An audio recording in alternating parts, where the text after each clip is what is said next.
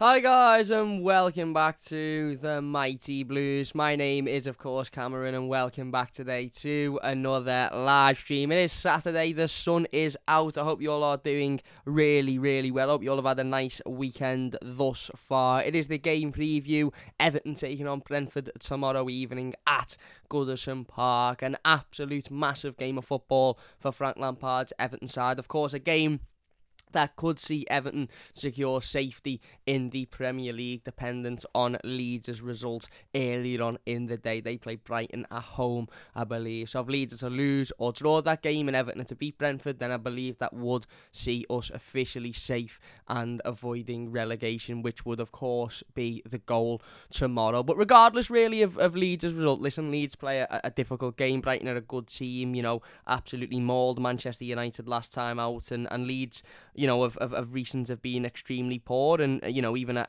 Ellen Road, they played a Chelsea team who were out of form and haven't been particularly great recently, and Chelsea absolutely dealt with them comfortably midweek. So it will be a difficult game for Leeds, but even regardless of the Leeds results and performance and how that game goes, this is an absolute must-win for Everton. It really is. We spoke obviously over the last couple of days about the Watford game and how it was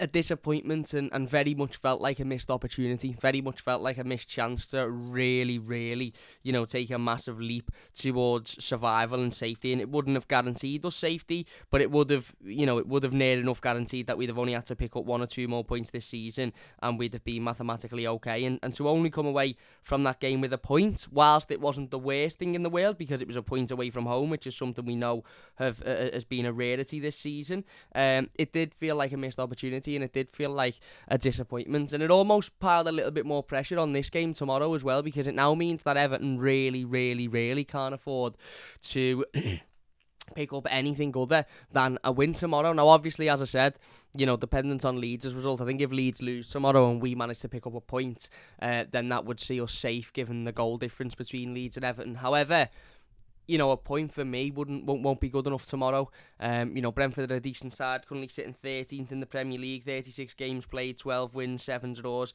17 losses, 43 points. A really good first season in the Premier League, considering Brentford are a team that,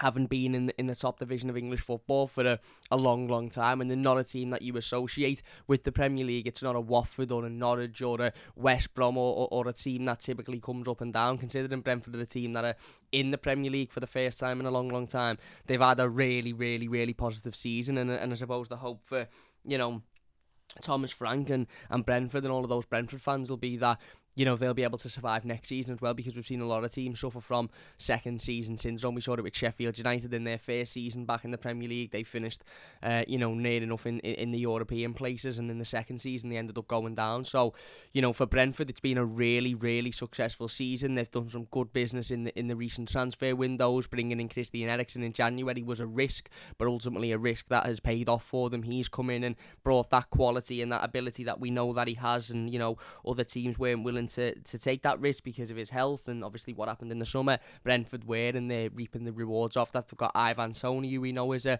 clinical goal scorer, and Buemo, who we know can chip in with goals as well. Pontus Jansson in there as well. They've got a solid squad, Brentford, and one thing I've noticed about Brentford this season is they've got a togetherness about them, a togetherness that I've craved at Everton Football Club for a long time. A togetherness that we now seem to have at Everton Football Club between the players, the manager, the fans. Everyone at the football club is now pulling in the same direction, and that is exactly what is going on at Brentford. The players understand the manager, the fans understand the manager's ways, and I don't think there'll be one Brentford fan out there that'll be disappointed with the season that they've had, because it's been a massive success.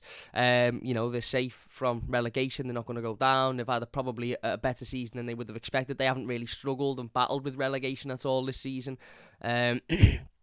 So it's a difficult game for Everton tomorrow. It is. This isn't by any stretch of the imagination an easy game of football. Okay, there's harder games we could have had tomorrow, but this isn't by any sense of the imagination an easy game of football. Frank Lampard's first game in charge of Everton, of course, was against Brentford in the FA Cup 4th round. I believe it was a game in which Everton won 4-0, but it'll be a very different sort of It'll be a very different game tomorrow. Obviously that game against Brentford, was Frank Lampard's debut. The atmosphere was great, and I'm sure the atmosphere will be better tomorrow than it was on that day. But, Brentford had an off day. They weren't very good. They didn't seem very interested. Maybe they had prioritised, staying in the Premier League and guaranteeing survival over an FA Cup run at that point in the season, whereas now they've got that Premier League survival, and whilst you could say they might be on the beach or their players might be, again, just sort of seeing the season out at this point. You look at their recent results, they won 3-0 against Southampton last time out at their home stadium. Their last away game was at Old Trafford, lost 3-0, drew with Spurs at home the week before that. Beat Watford away the week before that and beat West Ham at home. So in the last 5 games in the Premier League, they've won 3 and only lost 1 and drew 1 with Spurs as well, and their only loss being at Old Trafford. So, it's not... I don't think we can particularly look at that 4-0 FA Cup game earlier on in the season and think, yeah, that's a game we can take a lot from. We can take, obviously Frank Lampard can take positives from it, and Frank Lampard can take that. They've got areas to exploit Brentford. I think defensively we have to be extremely solid. I think we have to, not give Ivan Toney a minute's space, and that's what we done really, really well. I think in that FA Cup game, as I mentioned before, was we nullified the threat of Ivan Toney really, really well, and we effectively didn't give him a minute to create. I think he had one chance in which he put wide. Other than that, we didn't give him anything, and in the last sort of half an hour or so, you could see he was sort of walking around almost as if to say, I give up here, I'm being completely marked out the game. And, it's vitally important that we do that again tomorrow. If we give Ivan Toney space, if we give him time, if we give him, the ability to run at our defenders and create chances and get in behind us, then he can cause real problems. We know that he's a top quality striker.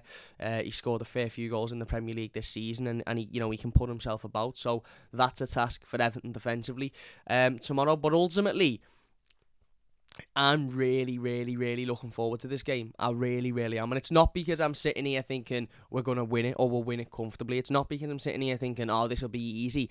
And there is still an element of me that is extremely nervous, because the reality of the situation is if Leeds win tomorrow and we lose, which, again, is not beyond the realms of possibility. Certainly how this season has gone. If Leeds are to win tomorrow and we're to lose, then we're straight back in the shit, albeit we've got an extra, an additional game, of course, against Crystal Palace. But that would be an absolute nightmare. So as much as we're 1 win away from safety, realistically, and if we are to win tomorrow, as I said, and Leeds are to not win, then I think mathematically it's done. As good as that sounds and as exciting as that is, the potential of that, if things aren't to go the way we want them to go tomorrow, we could be back in the relegation zone. And, again, all of a sudden, this situation has been completely turned on its head again. And I suppose that was why there was so much frustration after Wednesday night, because it was a massive opportunity. But Goodison absolutely has to be bouncing again tomorrow. When you think about that game against Chelsea and the atmosphere and what it was like before the game, greeting the players, as they get off the coach with the smoke flare, it's not flares, the smoke devices and the singing and the chanting and the shouting and the flags. It's got to be double that tomorrow. It simply has. It was unbelievable against Chelsea. I've said on the videos that it was my favourite Everton experience of my lifetime, which is sad considering the situation that we're in and the position that we're in. But the enjoyment of that game was unbelievable. But it's got to be cranked up a notch tomorrow. It's got to be even better. You've got to get, what that was against Chelsea and go and flip it at 180 degrees and just make it unbelievable, because tomorrow is season defining. It is, it's not be all and end all, because, again, if we aren't to win it, it doesn't mean we're absolutely down. But if we're to win, then I think it will guarantee safety, because I don't see Leeds beating Brighton. I just don't see Leeds beating Brighton at home. And if we can do that with 2 games to go, it obviously takes all of the pressure off the game against Crystal Palace and all of the pressure off the game against Arsenal. And it will be celebrated, and not because it's a success, because this season has been an absolute shambles. It's been a monumental failure. But where we were 4 or 5 weeks ago when we lost to Burnley and how we all felt at that point, to be able to guarantee survival with a couple of games to go would be a massive, massive weight off of our shoulders. And I feel like every Evertonian will be breathing a massive sigh of relief tomorrow. But standing in front of us is a resilient, hard-working, play good football, battling, confident Brentford team. As I say, a Brentford team that have only lost once in their last 5 games. At home, they're absolutely formidable. Absolutely formidable. But even away, drawing to beating Watford. In obviously before that defeat to Manchester United. So this will be tough. This will be really, really, really tough. But ultimately, it's a game that Everton have got to be able to take in their stride. And as I said, as much as I don't think we can look at the win against Brentford in the FA Cup and take that as, and take a massive amount from that, because the situation and the circumstances is very different now, I do think we can take their weaknesses out of that, where to exploit them. What we need to do with Ivan Toney, which sounds simple, but many teams this season have failed to do so, and that is nullify him. Don't give him a minute's space. Don't allow him to run in behind. Don't allow him to run off your own corners. Now, the difference between the Brentford team that we played at Goodison when we beat them 4-0 in the FA Cup and this Brentford team now is it's Christian Eriksen. And whilst Ivan Toney was marked out the game really, really well during the FA Cup fixture, and whilst Ivan Toney wasn't given a minute's space, and whilst we defended him perfectly, and whilst we didn't allow him any room or any space or any any opportunities to get in behind us, they also didn't have, let's be honest, one of the best passers of the ball in world football, feeding in passes. They also didn't have, one of the most creative players of the last 10-15 years, putting balls into him and trying to create opportunities for him. So that's something we've got to be careful of, as well as the threat of Christian Eriksen, because on the ball, technically Christian Eriksen is still an absolutely unbelievable footballer, and he will see passes, he will see crosses that other players will find difficult to see, and he will see passes and crosses that other players will have to be aware of tomorrow, because what the last thing we want is Ivan Toney going one-on-one with Jordan Pickford, or Ivan Toney getting in behind and getting an opportunity. The last thing we need is to go 1-0 down tomorrow. Having said that, I do think the atmosphere at Goodison Park will be electric.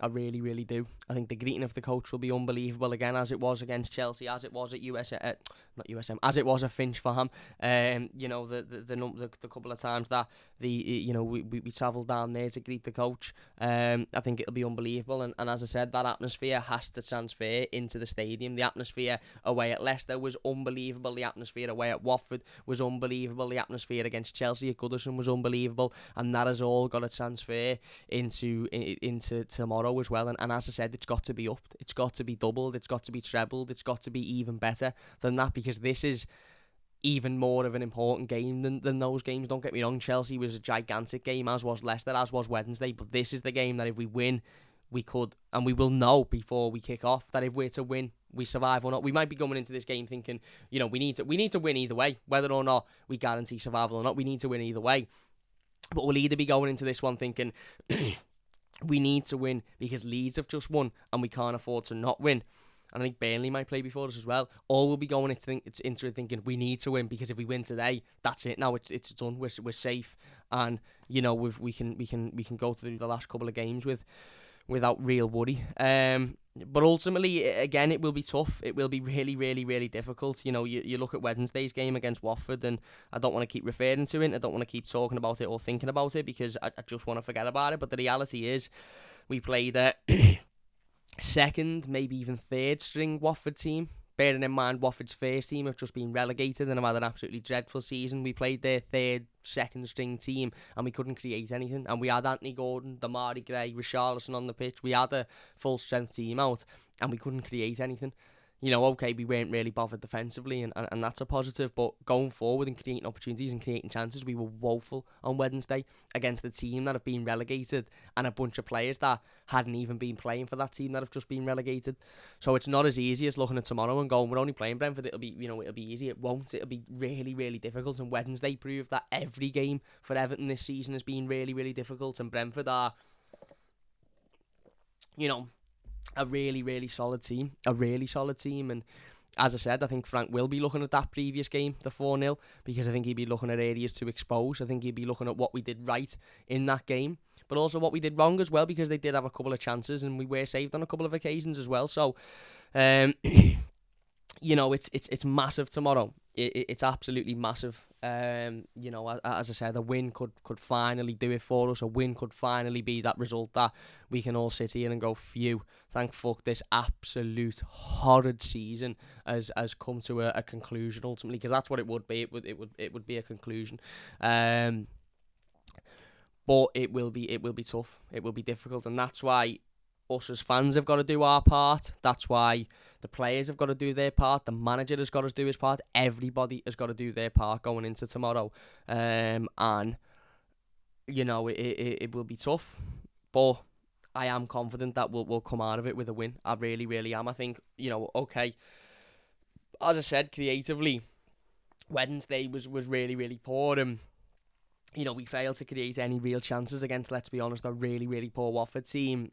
It's a different situation now. We're at Goodison Park. The fans will be behind the players. The fans will give that players that extra push. You might get more confidence coming out of it. It'd be interesting to see what Frank Lampard does with the team tomorrow as well. We are going to give our predicted starting 11 in just a moment, but Frank Lampard did have his pre-game press conference yesterday. He confirmed that Ben Godfrey and Donny van de Beek may be available for this game, returning from injury. He also confirmed that Fabian Delph has picked up an injury and he will be out for this one. Whether or not he'll be available between now and the end of the season is a different question, but he certainly will be out for this one through injury. So we know we're going to at least have to make one change in there. We can assume it will be Alan for Fabian Delph. It might be Gomez for Fabian Delph instead, but we can assume it'll be Alan for Delph.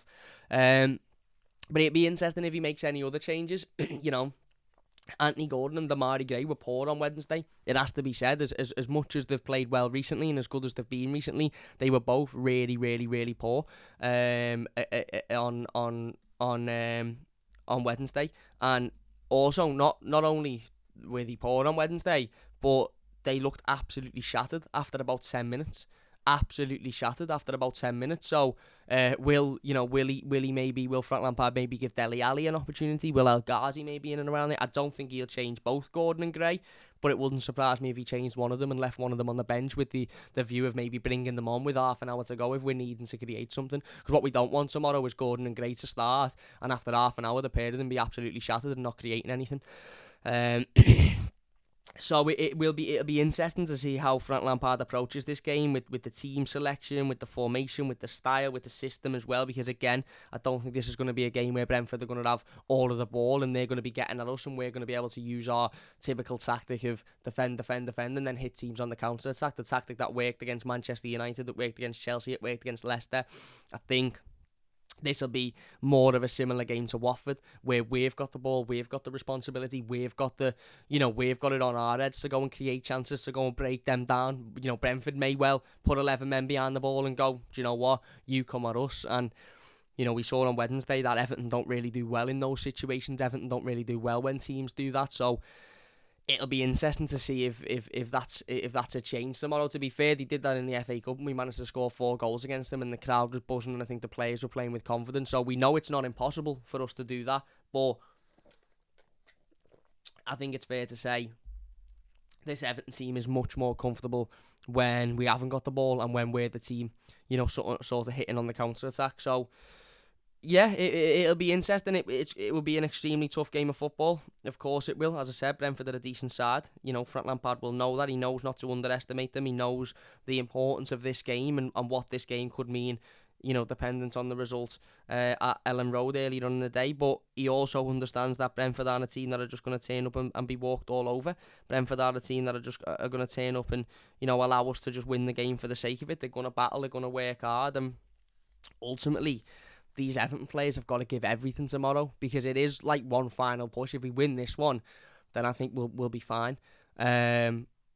And that's got to be shown in the players' mentalities and the players' performances and the players' efforts. I say this again, as I've said it before Watford, as I said it before Leicester. I refuse to believe that those Brentford players tomorrow will want it more than these Everton players. I refuse to believe that those Brentford players will show more dedication, more determination, more desire, more battle, more fight than those Everton players, because there's nothing in this for Brentford. There's absolutely nothing in it other than gaining a few more points and maybe finishing a place or two above where they are now. They're very unlikely to finish in the top half of the Premier League, which would be a massive achievement. So they're either going to finish between 13th to 15th, maybe to 11th, 10th, somewhere like that.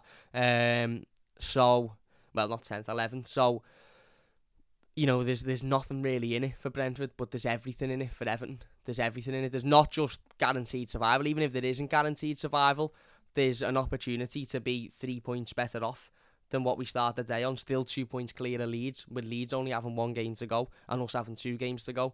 So, you know, it's massive. It's absolutely massive, and I can't, you know, I can't convey that enough. But I don't need to convey that enough, because we all know how big this is. We all know how important this is. We all know that this is the game that I'm sure we're all looking at and thinking, this is the game that we've got to win ultimately. And I know we've said that about the Watford game, about the Chelsea game, about the Leicester game, but this is really it now. And yeah, I'm excited. I am excited because there's a bit of nerves, there's a bit of anxiety, there's a bit of worry, there's a bit of, oh, shit, you know, what's going to happen here? But there's also a lot of, get me down to that stadium, get me in the mix of, you know, thousands of Evertonians singing and chanting, screaming, and flags and blue smoke. Get me there right now and get me in that stadium, because we all need to do this, but I'm going to make sure I make enough noise tomorrow that my instant match reaction, I'll probably need to put subtitles on it, because you won't be able to hear what I'm saying, because I'll have no voice. That's the outcome I want from tomorrow, as well as 3 points for Everton. Anyway, let's get into the live comments before we do our predicted starting 11 then. How is everyone? If you're watching live, let us know how you are. What are you doing with your day? What are you doing with your weekend, of course? I'm sure tomorrow will be spent similarly for all of us. But let me know what you're doing today. What are your plans? Are you having a chilled one? Are you going out? Are you enjoying the sun? Where do you live? And is it sunny where you live? Because it's absolutely boiling in Liverpool. AFC Lukey says, evening, Cam. Going 2-1 for this, mate. Hope you're well. I really, really hope you're right, mate. I'm not too bad. I hope you're doing well. David says, positivity and confidence. Everton will win. I hope so. Louis says, yes, Cam, how are we? Not too bad, my mate. Not too bad. Jason says, hi, Cam, up the Soffies. Is right up the Soffies, mate. Wormy says, Cam, lad, how's everyone doing? I'm all good. Jason says, if he can get to 40 points, Frank would have gained more points than Rafa. There you go. There you go. And that just shows what a bad appointment Rafael Benitez was for Everton, and what an absolute disaster of a decision that was by the board, and well, let's be honest, by the owner, because it was a disaster anyway. Even if, regardless if Frank Lampard gets to 40 points, but yeah, again, I don't even want to think about that idiot at the moment. Only 1 win needed, hopefully, mate. Hi, Wormy. Smoking grenade, says Phil. I don't quite think they're smoking grenades. Louis says, up the F and Soffies. Absolutely massive game tomorrow. Calvert-Lewin has to start. Interesting. Everton Boy says, good man, Cam. Always watch the channel. I haven't missed a video since I started watching you. At the end of the Marco Silva period, you have always reignited my passion for Everton at tough times. Thank you very much, mate. I appreciate that. I really appreciate the dedication and the support as well. We've had some tough times since then, so I appreciate it. Up the F and Soffies says, Everton till I die. Bounce says, somewhere numero uno. Carter says, graduating from uni in about 3 hours, and all I can think about is the game tomorrow. Congratulations, my mate, well done. But yeah, I think we're all the same. We're all the same with that. Be great tomorrow. Be hard, but 3 points coming our way, says Paul. Let's hope so. Is right, Carter, says Louis. Christian Eriksen is a difference maker. One key mission for us is to be marking him out the park. Let's put this clown show of a season to end, says Wonderlust. I completely agree. I reckon we should have a player that man marks Eriksen. We need a player that is very, very tight to him and doesn't allow him a minute space and doesn't allow him any chances to spray the ball or play a pass or move the ball, because he's a fantastic player. Cheers, fellas, appreciate it, says Carter. Is right. Anyway, let's get into our predicted starting 11 ahead of this one then. As I said, it will be interesting to see if Frank Lampard makes a couple of changes. We know he'll be forced to make one change in the midfield because Fabian Delph is out with an injury. So, it'll be interesting to see if he makes any other changes there as well. But let's get straight into it. In goal, I'm going for Jordan Pickford. Yeah, pretty self-explanatory one, this, isn't it? Jordan is our number one. Didn't have a lot to do against Watford. I thought his distribution was good. And I thought, the odd decision that he had to make, I thought he made well. Didn't have to make any saves because there was no shots on target for Watford. But let's be honest, there's no real point in sitting here and talking for 5 minutes about why Jordan Pickford starts. He's our number one. It's as simple as that. Back line, same again. I'm going for Mikalenko, Keane, Holgate and Coleman. There is obviously an argument to be had that Seamus Coleman tends to struggle when being asked to play too much football in a short period of time. And to that argument, I would say, yes, I agree. But there's also an argument there to be had that John Joe Kenny is nowhere near good enough to play in this Everton team. And to that argument, I would also agree. You know, I think Seamus performs typically better at home. I think even when he is tired and even when he is a bit fatigued and even when he is struggling for that, I think he pushes through that when he's at Goodison Park because of the atmosphere, the desire, the commitment and the importance of tomorrow's game as well. Seamus will understand that tomorrow's game is absolutely massive, and I think that in itself will push him through.